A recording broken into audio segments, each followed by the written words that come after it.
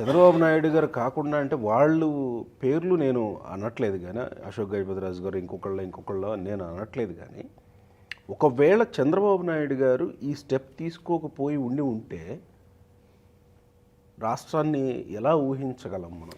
ఏమీ లేదండి. ఇప్పుడు మీకు జనతాదళ్, జేడీయూ, జేడీఎస్, జేడీడి డాడండు అన్నట్టు ఉంటాయి అని. అంతే. తెలుగుదేశం పార్టీ పీలికలు అయిపోయినాయి. ఎందుకంటే దీన్ని కట్టిపడేసి ఉంచి ఒక తాడు కావాలా.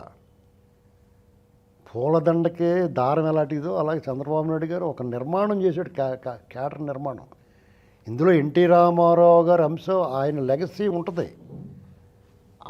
ఆయన అంతర్గతంగా ఆయన అధ్యక్షుడిగా కాదు, ఆయన ముఖ్యమంత్రి పదవిలోంచి క్యాడర్ అందరూ దింపడానికి సహకరించిన ఆయన అంటే ఉన్న ప్రాభామానాలు ఎవరికి పోలేదు. ఆయన వెనకాల ఉన్న దెయ్యాన్ని చూసి వద్దనుకున్నారు కదా తప్ప ఇవాళకి ఎన్టీ రామారావు గారు, ఎన్టీఆర్ అన్నగారు అనేటువంటిది ఈ పార్టీ ఒక ఆత్మ. చంద్రబాబు నాయుడు గారు పరమాత్మ.